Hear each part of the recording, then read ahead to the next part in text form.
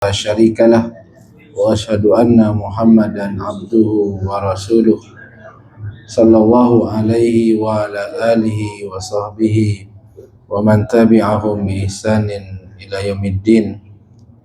اللهم انفعنا بما علمتنا وعلمنا ما ينفعنا وارزقنا علما يا رب العالمين.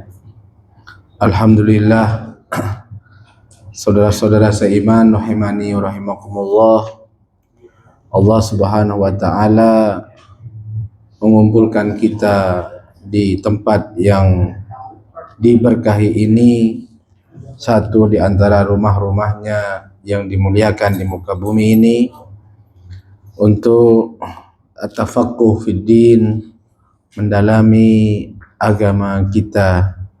Semoga Allah menjadikannya kebaikan bagi kita dan menambahkan kita ilmu yang bermanfaat.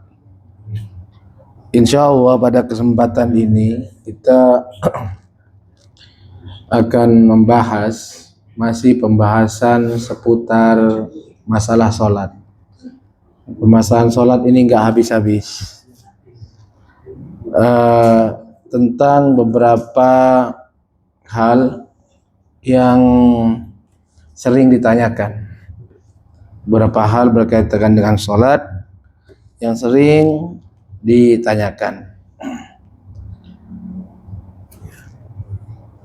Di antara yang sering ditanyakan yaitu terkait dengan orang yang tidak sholat kemudian dia taubat.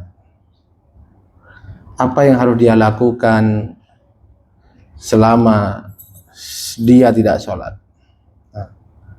Apa yang harus dia lakukan untuk menebus dosanya yang selama ini tidak sholat?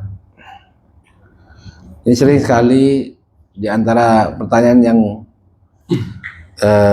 terlontar dan ditanyakan. Dalam kasus seperti ini, bila ada seorang muslim meninggalkan sholat dengan sengaja dalam waktu yang panjang, lalu dia bertobat kepada Allah, maka dia harus benar-benar bertobat dengan tobat yang jujur, tobatan nasuha. Kemudian perbanyaklah sholat sunnah. Perbanyaklah sholat sunnah. Dan tidak ada kewajiban bagi dia mengganti sholat fardu yang telah dia ditinggalkan dengan sengaja. Saya ulangi, jadi untuk orang yang dalam kasus seperti ini tidak ada qadha, tidak ada kewajiban mengqadha sholat fardu yang sudah ditinggalkan tahunan, tidak ada. Yang wajib bagi dia adalah bertobat kepada Allah dengan tobat yang jujur, menyesali apa yang pernah dia lakukan, tekad bulat untuk tidak mengulangi dosa-dosa tersebut dan meninggalkannya. Kemudian memperbanyak sholat sunnah, memperbanyak sholat sunnah, sholat sunnah rawatib, sholat duha, sholat witir, sholat malam, diperbanyak di situ. Diriwayatkan oleh Al-Imam At-Tirmizi dari Abu Hurairah, qala sami'tu Rasulullah, aku pernah mendengar Rasulullah sallallahu alaihi wasallam yaqul, bersabda, inna awwala ma yuhasabu bihil abdu yaumal qiyamah min amali sholatuhu. Sesungguhnya seorang hamba dari amal-amalnya yang pertama kali dihisab kelak di hari kiamat adalah sholatnya. Fa in saluhat faqad aflaha wa anjah. Barang siapa yang baik sholatnya, maka dia telah beruntung dan selamat. Wa in fasadat faqad khaba wa khasir. Barang siapa yang rusak sholatnya, maka sungguh dia telah merugi dan menyesal. Fa in inqasa min fardhatihi say'un, Qala Rabbu azza wa jal, apabila dari hamba ini ketika dihisab sholatnya ada yang kurang sholatnya ada yang kurang, sholat fardunya ada yang kurang, maka Allah azza wa jalla berkata kepada para malaikat, unzuru hal li abdi min tatawu'in, lihatlah dulu apakah hamba-hambaku ini memiliki sholat sunnah. Suruh lihat sholat sunnahnya. Fayukammila biha man taqadha minal faridati. Kemudian sempurnakanlah sholat sunnahnya atau kekurangan dalam sholat fardu dengan sholat sunnah. Summa yakunu sa'iru amalihi ala dzalik. Kemudian begitu juga berikutnya amal-amal yang lain dari puasa dan lain sebagainya. Ini dari hadis inilah kemudian para ulama menyimpulkan untuk menutupi kesalahan seorang hamba berupa meninggalkan sholat fardu sebelumnya dalam waktu yang panjang, maka diantara yang dia lakukan adalah memperbanyak sholat sunnah untuk menyempurnakannya. Jadi tidak ada kewajiban mengqadha, nggak mungkin. Nggak mungkin. Sejadi orang sudah bertobat tuh umur 40, 50, nggak pernah sholat sebelumnya. Nggak mungkin dia mengqadha semuanya. Itu terlalu berat. Fattaqullaha mastata'tum. La yukallifullahu nafsan illa wus'aha. Kemudian di antara yang juga banyak ditanyakan yaitu terkait dengan ini banyak ini, dengan orang yang sengaja menunda sholat, mengundurkan atau mengakhirkan sholat dengan alasan kerja. Ini juga saya ditanyakan pekan kemarin, dua pekan kemarin, karena pekan kemarin saya safar liburan. Ditanya, dia kerja di pabrik. Orang ini kerja di pabrik. Ada satu shift itu, dari shiftnya itu kalau istilahnya cuma zuhur, nanti pulangnya jam 4 atau jam setengah 5 gitu dia pulang. Boleh nggak Ustaz kita menyampaikan? Boleh nggak kita itu pertama dia tanya, boleh nggak saya menjamak dengan zuhur? Mungkin bisa jadi kan, atau boleh nggak Ustaz, misalkan sudah sekalian saja saya tunda nanti sholatnya, boleh nggak seandainya saya itu kelewatan sholatnya di luar waktu Ustaz, kan sudah itu obor. Jadi sebenarnya dia bertanya untuk yang pertama, boleh nggak saya jamak? Jawaban saya, jamak itu untuk keperluan, untuk suatu kepentingan yang sesekali, bukan rutin. Bukan rutin. Namanya keperluan itu sesekali ya. Kalau terus-terusan tuh namanya kebiasaan. Kulino itu biasanya. Namanya kepentingan, keperluan itu adalah sesekali. Kalau sudah menyangkut kerja, saya tanya ke dia, ini kerja pas lembur saja atau ini yang reguler? Dia yang reguler ini. Nggak boleh. Nggak boleh. Yang benar adalah seharusnya sholat di tepat pada waktu. Kalau memang paling tidak keluar dari waktu ikhtiar. Waktu ikhtiar. Kan begitu kan? Kapan waktu ikhtiarnya? Waktu ikhtiarnya sampai bayangan sesuatu 2 kali lipat dari aslinya. Kita bicara asar. Waktu asar itu kan awal waktu adalah bayangan sesuatu sama seperti aslinya. Ini awal waktu asar. Lupa ya pelajaran ini ya. Jadi kalau kita misalkan asar itu nanti bayangan tiang HP ini panjangnya itu sama dengan panjangnya tiang. Nah, itu sudah awal waktu asar.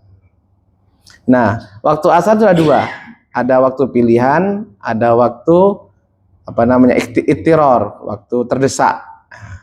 Untuk waktu pilihan atau ikhtiari itu sampai bayangan sesuatu 2 kali lipat, 2 kalinya.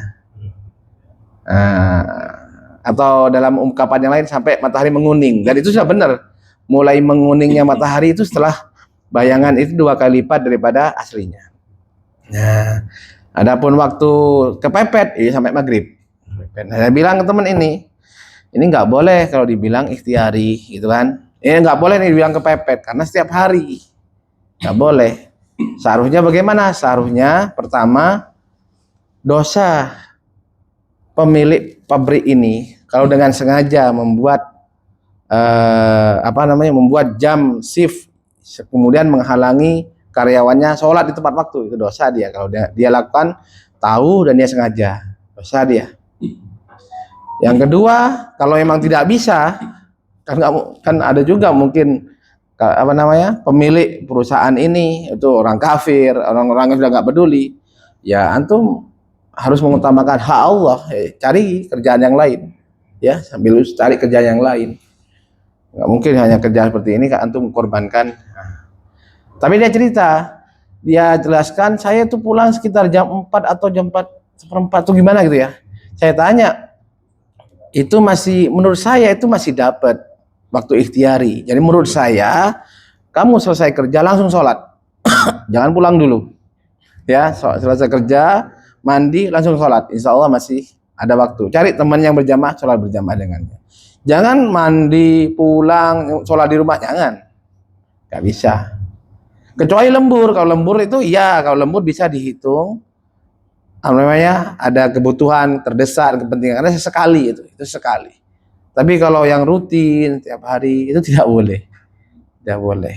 Nah, jadi intinya seperti itu. Jadi sebagaimana teman ini maka muncullah pertanyaan di sini, apa hukum mengakhirkan sholat hingga keluar waktunya, apalagi sampai keluar waktunya dengan tujuan amal karena bekerja? Jawabannya, tidak boleh bagi seorang muslim mengakhirkan sholat sampai keluar waktunya, termasuk waktu ikhtiari maksudnya di sini, disebabkan karena amal, nggak boleh. Termasuk juga disebabkan karena najis. Atau junub, atau yang misalkan seorang nggak punya pakaian kecuali satu pakaian yang dia pakai dan pakaian najis. Kalau dilepas terbuka auratnya. Sudah masuk waktu sholat, apa yang dia lakukan? Pertama, dia harus cari baju yang suci. Dia harus cari baju suci bersungguh-sungguh, beli atau apa.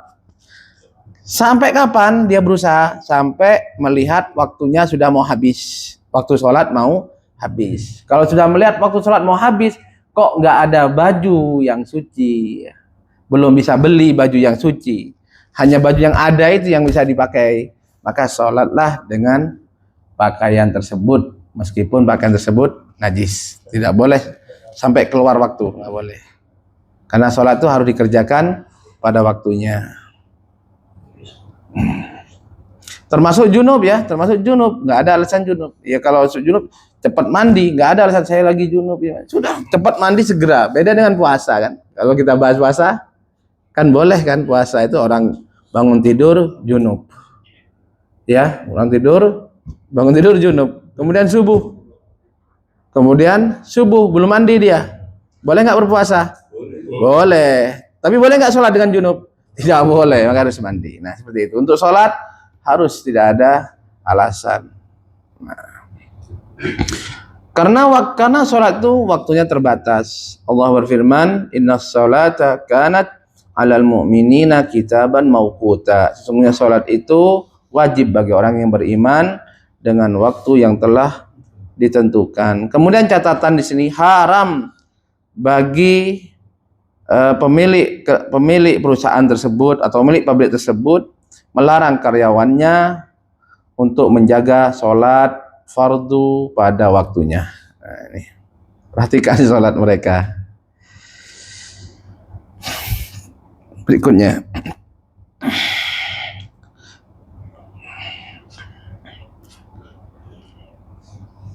nah ini juga di antara hal yang sering rancu.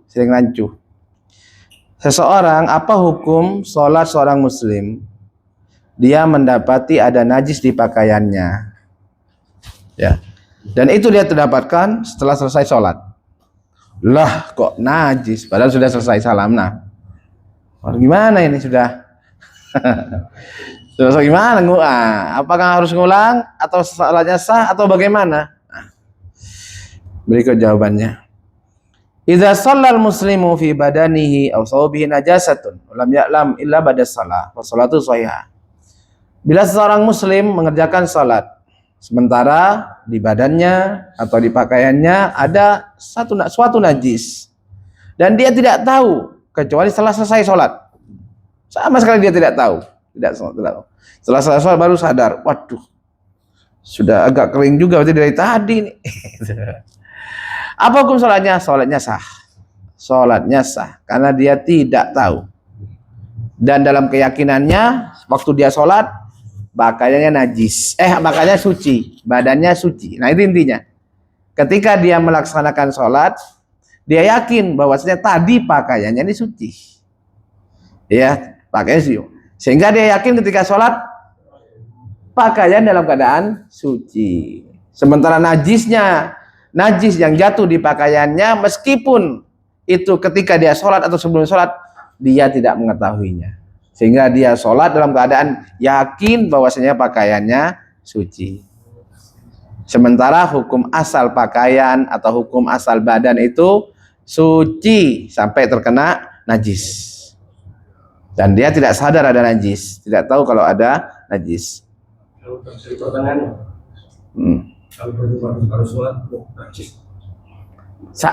di pertengahan. Nah, bagaimana kalau tahunya itu di tengah-tengah sholat? Nah, sedang sholat itu kan, tadi nggak tahu tengah sholat, lah ada najis, ya, atau kejatuhan najis, gitu kan? Apa yang dia lakukan? Dia berusaha menghilangkan najis tersebut dan lanjutkan sholatnya, berusaha menghilangkannya. Misalkan seperti, mohon maaf nih, kotoran cicak. Kan kotoran cicak bisa dihilangkan, disentil, kan? Kalau kering. Kalau basah bagaimana? Betul. Bagaimana kalau najisnya di sejadah? Sama, kalau bisa disentil. Kalau nggak bisa tadi, kalau nggak bisa disentil, tetap lengket. Cairan gimana nih? Nah, cairan misalkan kencingnya apa gitu kan, najis. Apa yang dia lakukan? Tetap harus dihilangkan. Apa caranya? Dilepas selama itu bukan daruratus shalah, bukan penutup aurat. Selama itu bukan penutup aurat. Misalkan jatuhnya di peci atau di jam tangan, lepas jam tangannya. Atau di pakaian, kebetulan kita pakai dua pakaian gitu kan, dua rangkap, lepas pakaiannya. Kalau memang tidak mau membatalkan sholat, menurut saya juga usah dibatalkan sholat, ngapain? Kenapa? Dahulu Rasulullah SAW pernah di tengah-tengah sholat dikabarkan oleh Jibril bahwasanya ada kotoran di sandal. Kotoran di sandal. Rasulullah sholat pakai sandal. Jadi ada kotoran di sandal. Maka Rasulullah SAW pun melepas sandal tersebut. Nah, sahabat di belakang melihat, maka ikut melepas sandal tersebut. Ditanya oleh Nabi setelah salat, kenapa kalian melepas sandal kalian? Mereka menjawab, lihat bagaimana para sahabat, yaitu perhatian terhadap sunnah. Kami melihat Anda melepas sandal, maka kami pun ikut melepas karena Anda melepas. Maka kemudian Rasulullah mengabarkan, sesungguhnya tadi Jibril mengabarkan kepadaku bahwasanya ada kotoran, maka aku pun melepasnya. Nah, ini dalilnya. Jadi dihilangkan atau dilepas kalau memang tidak bisa dihilangkan. Nah, terus bagaimana Ustaz kalau itu di bagian yang kalau dilepas terbuka aurat? Jadi kalau dalam keadaan seperti itu diperinci lagi ya. Yang jelas pada asalnya dibatalkan sholatnya. Ganti pakaian yang suci. Kecuali waktu mau habis. Jadi sholat sudah di akhir waktu. Sholat di akhir waktu. Artinya kalau dia batalkan sholat dari awal, habis waktu, misalnya seperti itu dalam kondisi seperti ini, dia sholat dengan pakaian meskipun ada najisnya. Darurat. Itu lagi keadaannya. Oh ta'ala bisawab. Begitu.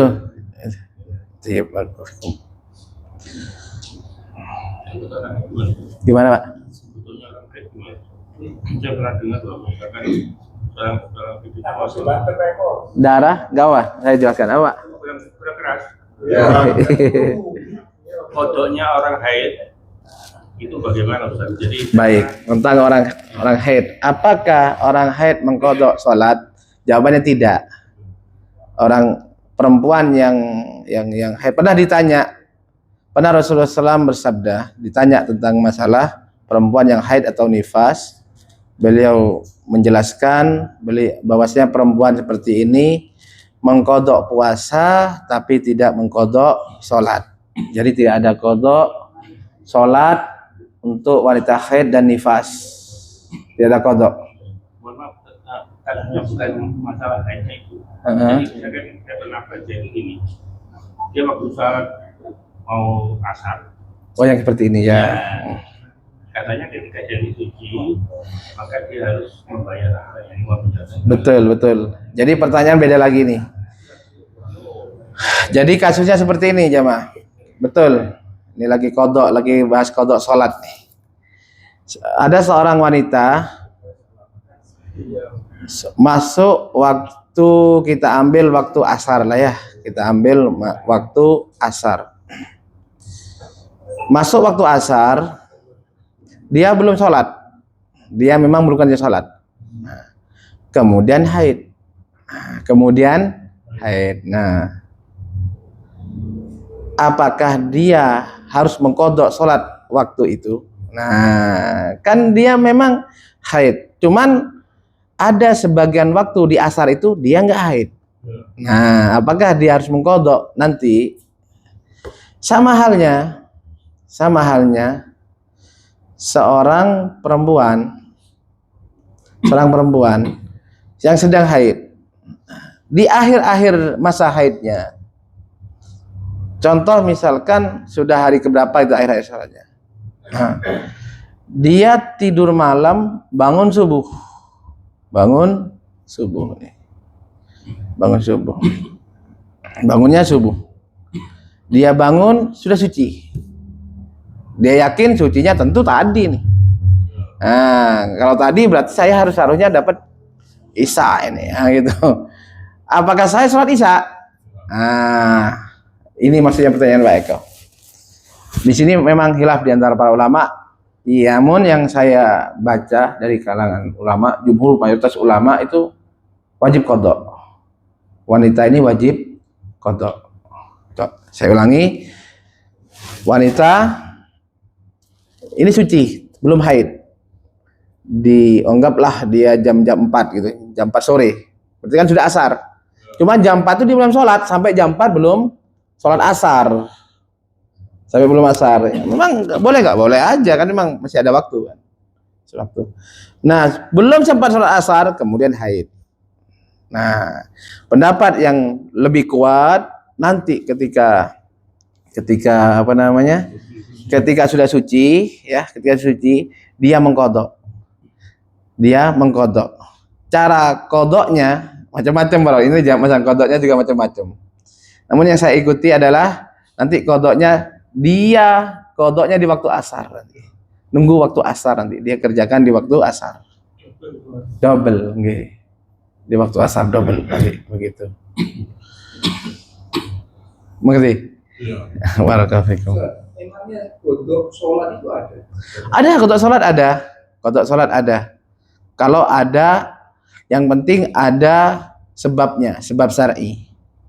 Di antara sebab syar'i ketiduran, kelupaan gitu kan. Ketiduran, kelupaan. Termasuk yang ini, kalau yang seperti fardu ini, seperti orang yang haid ini, itu kan utang. Pertama kan sholat ini kan wajib, kewajiban. Yang wajib dan harus ditunaikan. Ketika dia tidak mampu menunaikannya, maka kan jadi tanggungan. Tentukan. Sampai apa? Sampai kapan? Sampai penghalang dia menunaikan hilang. Nah, orang ini tadi begitu juga orang ini tadi. Orang ini kan ketika waktu asar itu kan seharusnya dia mengerjakan. Nah, dia harus ada kewajiban mengerjakan. Cuman ketika mengerjakan keburu kehalang oleh haid. Keburu kehalang oleh haid. Nah, ya, tapi berbeda kan sama sholat maghribnya. Kalau sholat maghribnya kan memang sudah haid dari awal. Dan sudah ada keterangan dalilnya dari Nabi SAW, tidak ada qadha sholat. Cuman yang ini kan sebenarnya dia harus sholat. Karena masih mendapatkan waktu asar.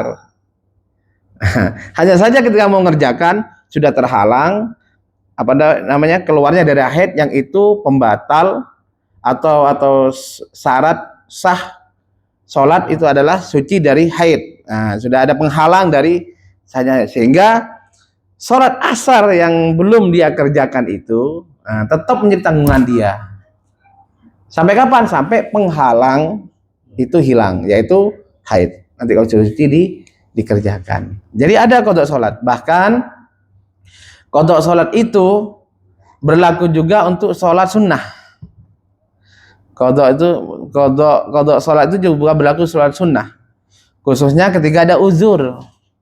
Ketika ada penghalang, pasti namanya qadha karena ada uzur. Itu boleh.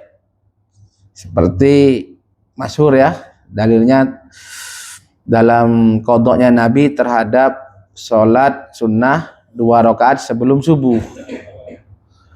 Sholat sunnah sebelum subuh. Nah, itu dikerjakan, diqadha oleh Nabi SAW.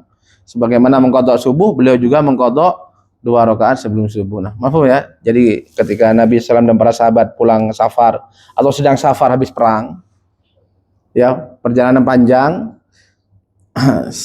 belum bisa istirahat sampai menjelang subuh, baru bisa istirahat.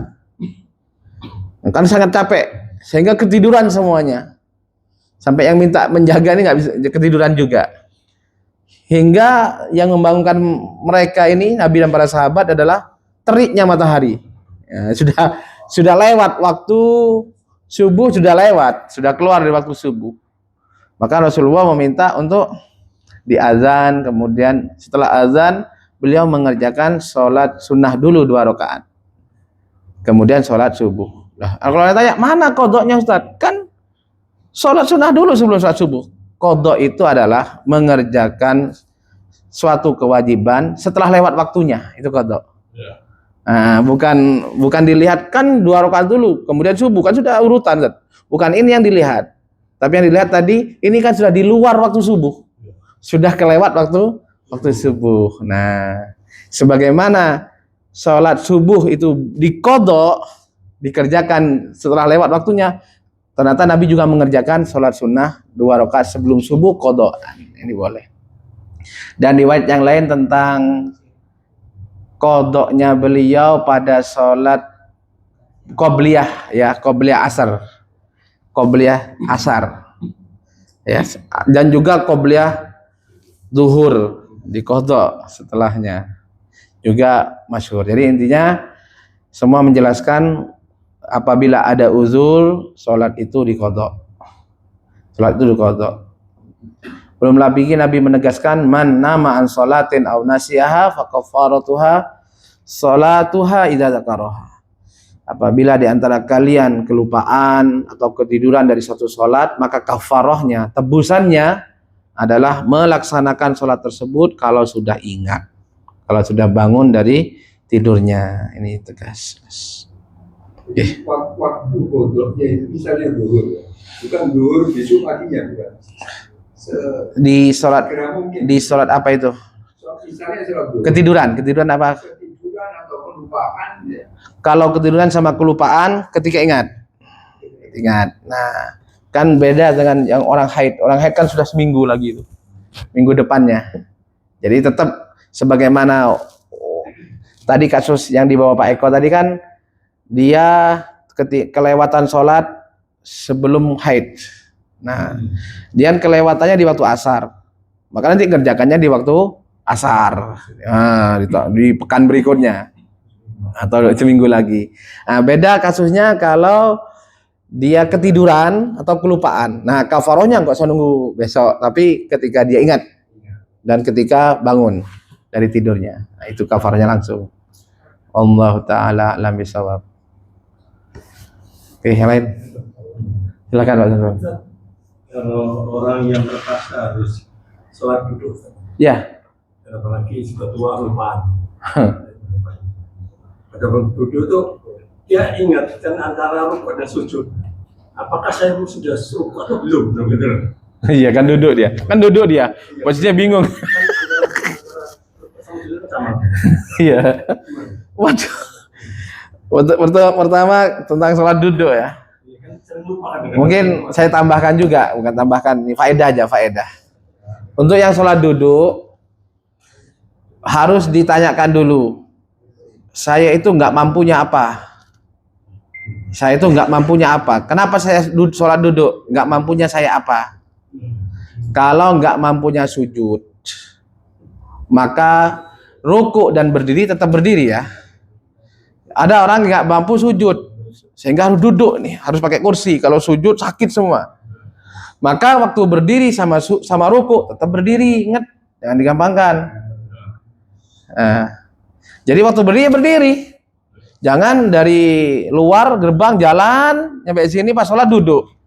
Kan kuat berdiri kan? Sampai berjalan. Nah, berarti kuat berdiri ini. Jangan duduk sholatnya. Kecuali ketika berdiri sudah mampu cerut-cerut, sudah berdiri, silakan duduk. Nah, sama kan Kak, mampunya sujud. Jangan pas ruku duduk. Jadi rukunya tetap berdiri. Nah, itidal berdiri, baru pas sujud saja dia silakan duduk di kursi. Nah, itu harus dipahami. Itu sholat fardu. Kalau sholat sunnah memang pilihan. Sholat sunnah boleh berdiri, boleh duduk, meskipun kuat berdiri, meskipun sehat walafiat. Nah, ini kasusnya sholat duduk lupa. Aduh, bingung juga nih.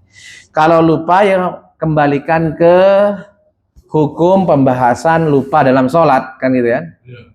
Hukum pembahasan lupa dalam sholat. Sujud sahwi. Lupanya itu belum rukuk. Yang ketiga belum rukuk. Iya sama ragu. Yang pembahasan ragu. Jadi pas kita ragu sama dengan kita. Ini rakaat pertama atau rakaat kedua? Rakaat kedua atau rakaat ketiga? Atau ini saya tadi itu ruku atau sujud gitu kan? Kan sama posisinya ruku sujud. Sama. Ini hukumnya seperti orang ragu. Maka yang dilakukan pertama diingat-ingat. Ya, dicari tanda-tandanya. Tadi itu ruku apa sujud? Apakah dengan bacaan atau ya kan? Kalau tadi saya sudah baca sami Allahu liman hamidah. Berarti ini sujud apa ruku? Tadi barusan saya sudah baca sami Allahu liman hamidah. Berarti ini sujud apa ruku? Sujud ini sudah. Karena sudah baca sami Allahu liman hamidah, berarti ini sujud. Nah, gitu kan. Nah, kalau ketemu seperti ini, kalau ketemu seperti ini, maka ikuti yang diyakini tadi. Berarti saya sujud, gitu kan? Kalau nggak ketemu, dilihat ke yang jadi pijakan lah yang sedikit, yang ke belakang.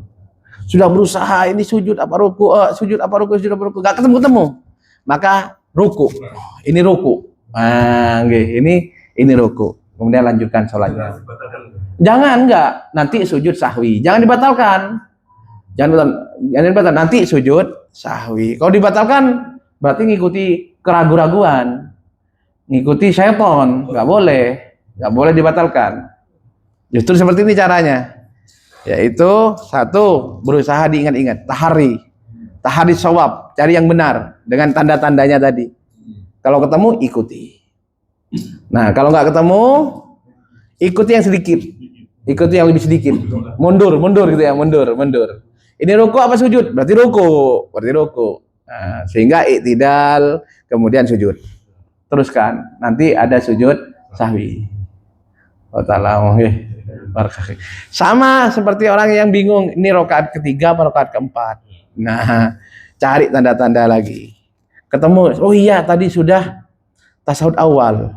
Nah, berarti ini rakaat berapa? Rakaat tasawuf awal. Tadi saya sudah tasawuf awal nih. Berarti ini rakaat berapa? Rakaat ketiga. Nah, lanjut sudah berarti saya ada di rakaat ketiga karena tadi ingat tasawuf awal. Tapi kalau nggak ingat plus sama sekali, nggak ada tanda-tanda ngeblank. Apa yang dia lakukan? Ya, ambil yang sedikit. Berarti saya sedang rakaat kedua. Sudah nanti berarti ada tasawuf awal. Gitu. Kemudian nanti sujud sahwi. Ada sujud sahwinya. Allah taala bisa. Duduk. Saya pernah scroll di YouTube bisa. Scroll ya. Itu kalau duduk, kalau sujud rokok atau sujud enggak membuka gini, tapi hanya kepala saja itu. Iya, boleh, iya betul, boleh saja. Ruku, ya betul, harus lebih rendah. Kalau dia mampu, harus, bukan cuman kepala saja. Kecuali emang nggak mampu. Kalau sudah nggak mampu, iya, memang sakit banget, ya udah kepala aja. Isyarat pakai kepala aja. Nanti kepala yang kedua lebih rendah, itu aja. Tapi kalau masih bisa lebih rendah, itu lebih. Ini orang sakit motor sudah, semampunya. Silahkan boleh. Wallahu ta'ala bisawab. Lanjut. Berikutnya.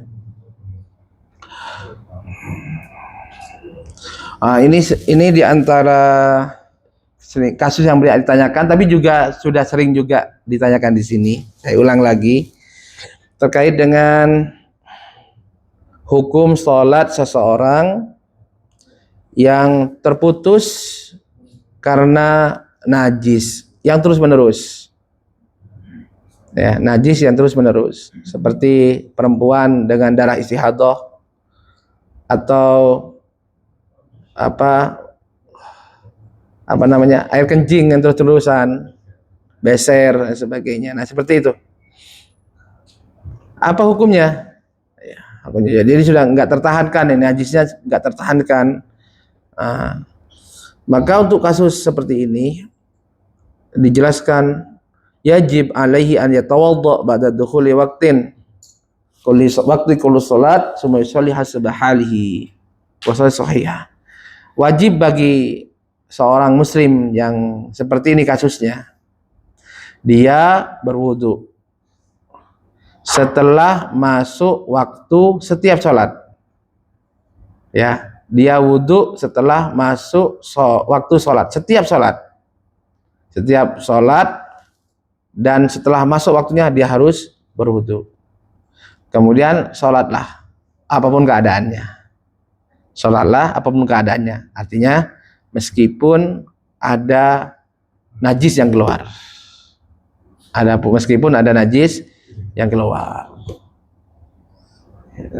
Ini di sebagaimana terjadi pada seorang sahabiyah karena darah istihadah, bertanya kepada Nabi SAW bahwasanya darahnya ini terus keluar. Bagaimana sholatnya?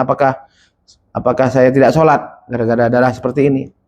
Nabi jawab, tetap sholat. Caranya adalah berwuduklah untuk setiap sholatmu, kemudian taruhlah kain, gitu kan? Taruhlah kain untuk mencegah agar tidak netes, agar najisnya tidak kemana-mana, agar najisnya tidak kena tempat. Kemudian sholatlah. Ini jelas Nabi SAW, fatwa Nabi SAW, penjelasan dari Nabi SAW, sholatlah meskipun ada najis, meskipun najis itu terus keluar. Tapi tadi syaratnya berwuduklah untuk setiap sholat. Dan ini dipahami oleh para ulama, wuduknya setelah masuk waktu sholat yang mau dikerjakan tersebut. Berarti setiap waktu harus sholat, harus wuduk. Setiap waktu harus wuduk. Waktu sholat wuduk dulu, kemudian sholat. Nah, itu kasusnya. Ini diantara yang saya jumpai, pernah ditanyakan, sering ditanyakan. Itu yang berikutnya. Kalau umrah atau haji yang seperti beser gimana? Untuk tawaf maksudnya ya. Sama, tawaf sama aja. Iya. Kan nggak boleh pakai celana dalam. Orang yang beser gimana? Oh, nggak boleh pakai, mohon maaf, pakai celana dalam ya. Ya, nggak harus pakai celana dalam juga. Nggak harus pakai celana dalam. Pakai pempes, betul. Pakai pempes. Enggak, pempes enggak. Gimana pempes? Jangan pempes celana. Jangan pempes celana ya. Kalau pempes celana sama. Enggak. Enggak. Wallahu alam ya, wallahu alam. Tapi darurat itu kan yuqaddar biqadariha. Darurat itu kan tetap ditakar. Seperti artinya masih bisa pakai pempes atau kain atau pempes yang nggak harus model celana gitu kan. Yang model celana mungkin ditali kain atau lain sebagainya. Seperti itu. Coba dulu. Karena nggak langsung semudah tuh pakai pempes. Kayaknya masih solusi yang lain masih bisa. Solusi yang lain masih bisa. Tapi ini saya belum dapat kasus seperti ini ya. Kasus ini apakah pakai pempes atau enggak. Tapi yang jelas pempes itu termasuk yang dilarang dalam ihram, dalam pakaian ihram karena dia membentuk, ya kan? Berjahit atau yang lebih tepatnya membentuk tubuh. Bentuknya itu adalah bentuk tubuh. Kan sebenarnya yang terlarang bukan karena berjahitnya, tapi karena membentuk tubuh. Ya, makanya kayak kaos, kayak pakaian itu kan bentuk tubuh untuk laki-laki. Celana. Itu sebenarnya poin larangan pada baju, celana itu bukan karena dijahitnya, bukan. Tapi karena itu membentuk tubuh. Termasuk celana dalam itu kenapa nggak boleh? Karena juga membentuk. Dibuat dengan bentuk tubuh kita. Nah, makanya untuk kasus seperti ini diusahakan aja dulu Allah Ta'ala mungkin ada yang punya pengalaman seperti ini, apa yang dilakukan biasanya sudah pasti ada solusinya seperti ini. Ini mungkin. Kalau saat saya pernah dengan ceramah sofa, biasanya seperti orang yang dipasang kateter permanen penambung uji, selama penambung tidak bocor bagian, tidak batal wudhunya, dia bisa melakukan ibadahnya. Karena ada orang-orang seperti ada permanen dan masih pasang kateter, tapi seterusnya terus pakai penambung kencing nanti penuh dibuang atau selama tidak bocor, dia bisa melakukan ibadah. Tamam. Tapi pertanyaannya ini. Nah, bukan ini masalahnya, bukan masalah bawa najisnya, tapi masalah dia kan ihram laki-laki. Nah, betul pakaian. Iya, betul. Kayak punya perempuan ya. Kayak punya perempuan. Nah, kalau kayak perempuan nggak masalah kan, jelas itu kan nggak berbentuk, mohon maaf ya, celana dalam kan. Diikat. Sama pakai ikatan sama aja karena nanti membentuk itu ya, cari kain aja, tali kain mungkin ya, oh alam, kayak sumo gitu. Ala kuliah cuman jejak nanti saya coba cari ya, tanya nanti saya tanya. Yang jelas kalau sudah darurat mungkin boleh, tapi saya lihat nggak sedarurat itu sehingga harus memakai pempes. Karena masih banyak cara gitu kan untuk diikat apa dan lain sebagainya. Allah Ta'ala bisa. Mungkin ada yang pengalaman gitu kan? Ada nggak? Saya sendiri beberapa kali bawa jamaah belum ada pengalaman seperti ini, belum ada. Nggak ada. Allah Allah. Mungkin pas semangat hilang gitu ya. Biasanya kalau sudah nyampe sana berkah itu bisa hilang gitu kan. Saya bawa jamaah itu pernah itu, dia tuh pakai kursi roda dari Indonesia terus sampai sana. Di Madinah pakai ini, tapi pas di Masjidil Haram ditinggal ini ya. Apa? Kursi roda, nggak pernah pakai kursi roda. Ditinggal lah itu. Lah, pas pulang ke Indonesia pakai kursi roda lagi lah. Agak nutut lagi ini. Kak gua. Khairan sawah. Cuman ya sekali lagi intinya pada asalnya pempes itu dilarang gitu kan. Pempes itu dilarang karena membentuk tubuh. Sama dengan pakaian-pakaian yang lain. Adapun kalau sudah darurat, namanya darurat ini tidak ada cara lain gitu, tidak ada cara lain, ya hukumnya boleh. Tapi kalau masih ada cara yang lain yang tidak dilarang, maka tentu dihindari. Allah Ta'ala bisawab. Nah, berikutnya yang saya pilih di sini di antara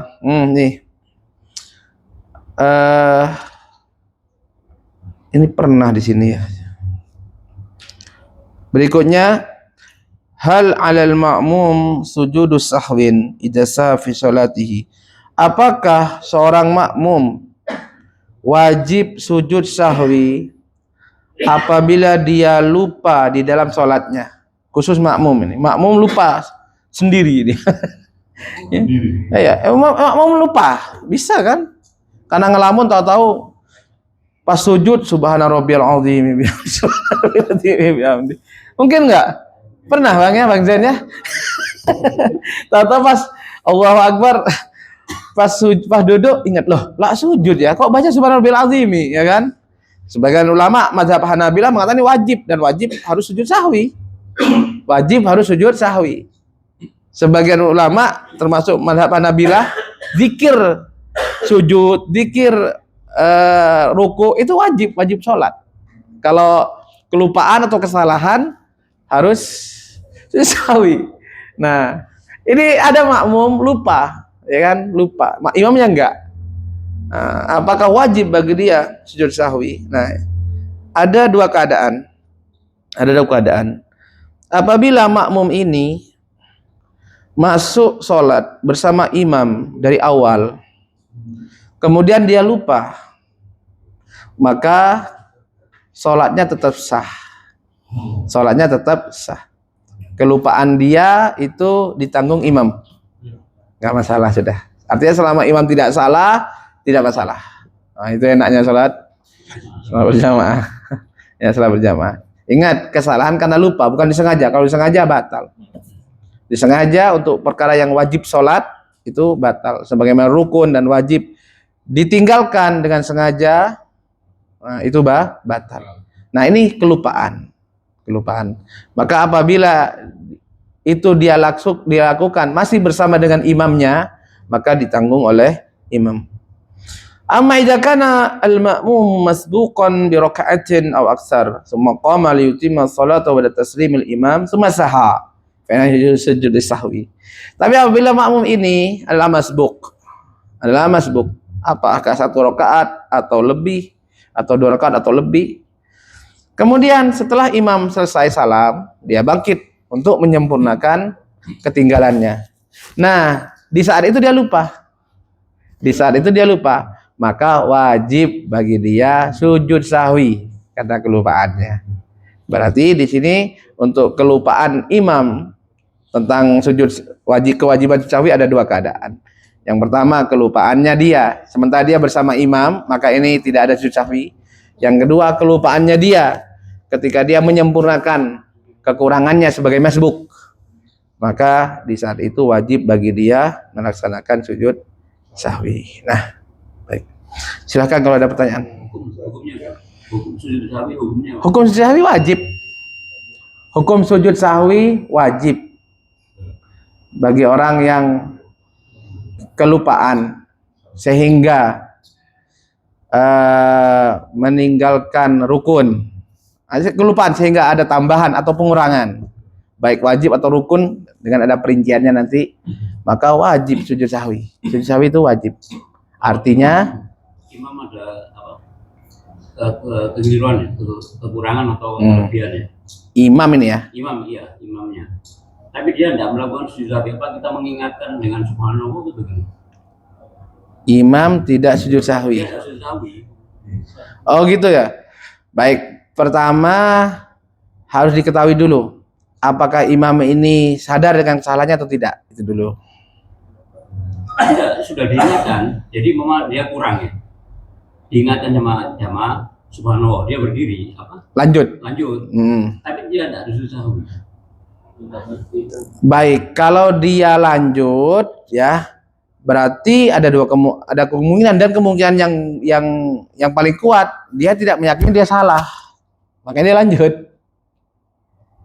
Dia tidak mungkin dia salah. Nah, apa yang dia lakukan?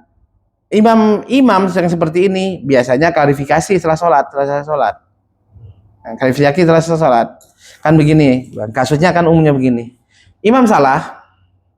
Imam melakukan kesalahan. Makmum mengingatkan. Nah, ketika makmum mengingatkan, imam juga ada 2 kemungkinan.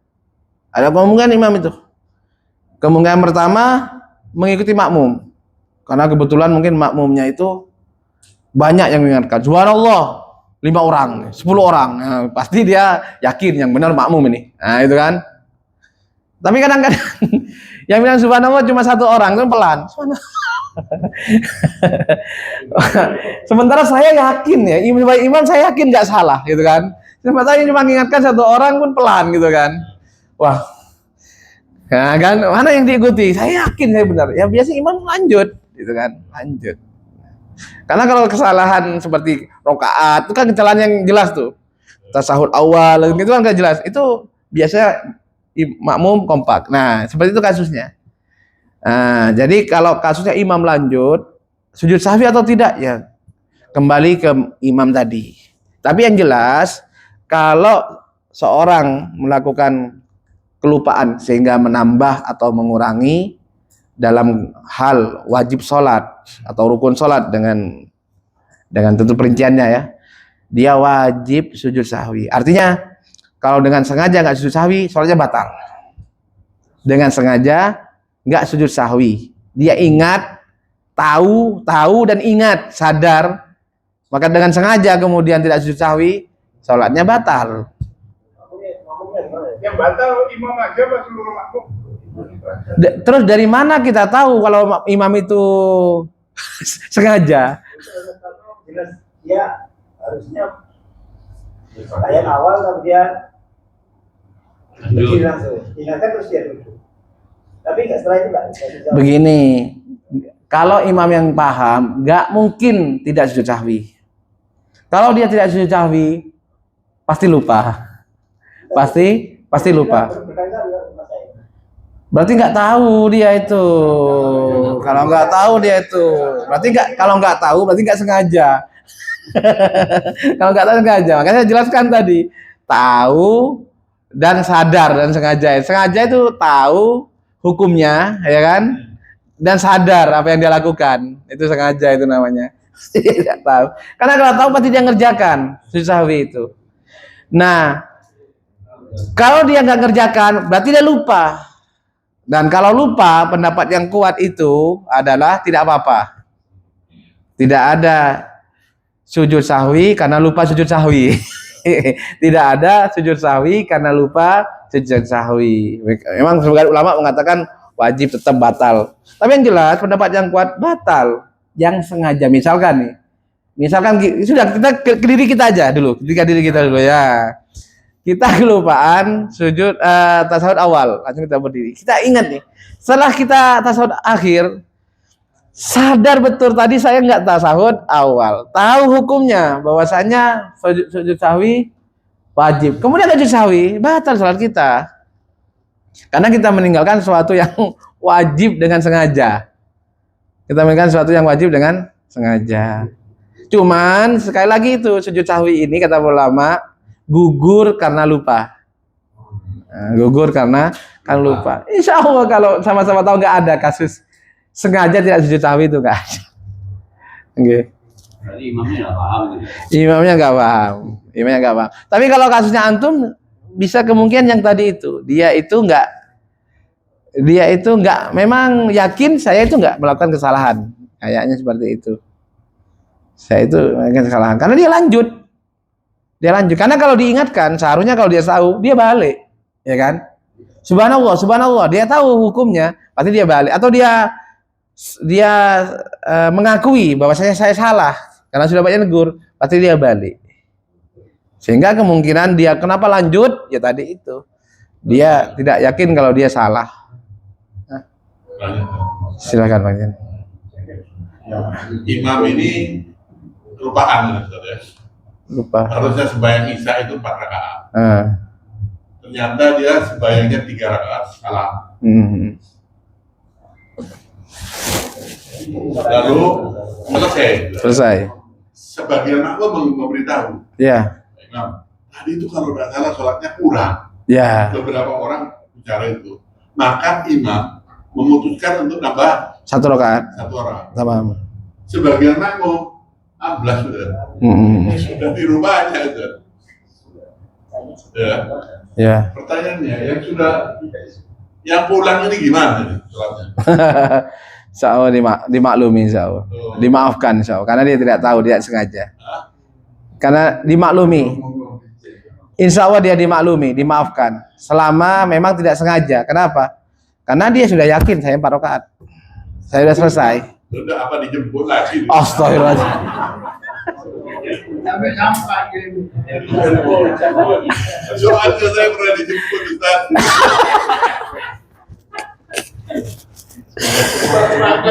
Yang seharusnya kasus seperti ini, seperti di zaman Nabi SAW pernah terjadi kan?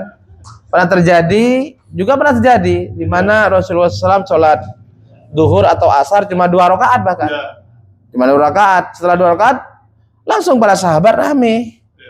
Ya, apakah Nabi mengqashar sholat atau ada perubahan pada syariat?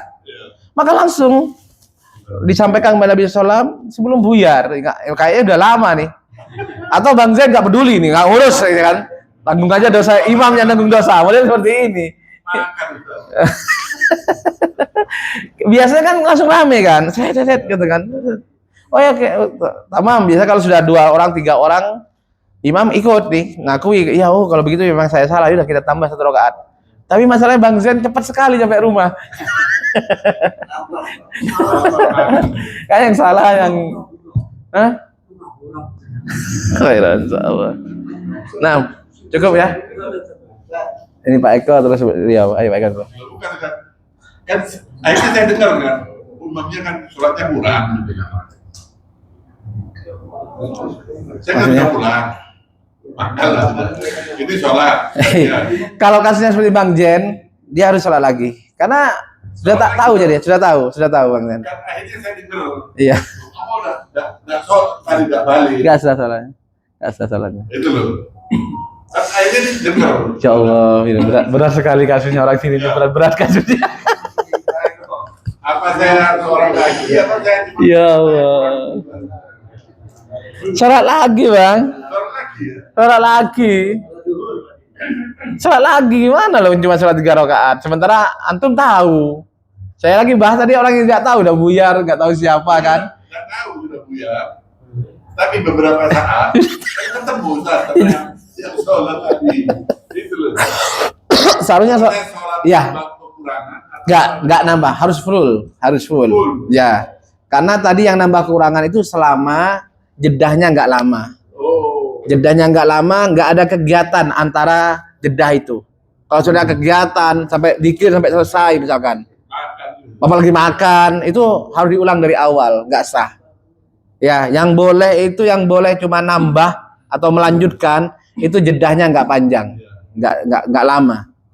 Allah Ta'ala bisawab. Cukup. Satu lagi. Ini apa? Dari bawah itu reguler nggak boleh jamaah. Iya Pak. Itu apakah dengan kaki itu orang harus keluar memutuskan tidak terjadi itu atau bagaimana? Karena ada kasus saya pernah tanya parkir itu pernah ditinggal hilang itu tahu jawab. Ketika dia mau ada sesuatu yang hilang. Bagaimana? Nah, untuk parkir ini bukan harus ditinggal, kan kita tanya tadi untuk yang reguler tadi kerja itu kan. Kerja kalau harus ditinggalkan nggak? Iya, pada asalnya ketika dia harus korbankan sholat, ya kan dia harus utamakan sholat. Nah, kalau kasus seperti parkir, kalau pengalaman sih, saya juga sering jadi parkir dulu. Itu sif-sifan aja Pak, sif-sifan. Jadi nggak harus meninggalkan sholat. Oke, memang parkir kan harus dijaga terus kan. Tapi kan kita nggak 1 orang kan, 3 orang atau berapa orang. Ya, gantian aja, gantian. Bahkan bisa kan, misalkan sebagian silakan ikut berjamaah gitu kan, berapa orang nanti 1 orang ikut berjamaah, nanti kalau kita bertiga 1 orang berjamaah, nanti 1 jaga, kita berdua berjamaah. Itu bisa, mungkin seperti itu. Nggak harus ditinggalkan. Cukup oke? Nanti yang lain nanti di selesai sholat aja. Barakallahu subhanallahi wa bihamdik. La ilaha illa anta astaghfiruka wa atubu ilaik. Assalamualaikum warahmatullahi wabarakatuh. Waalaikumsalam warahmatullahi wabarakatuh.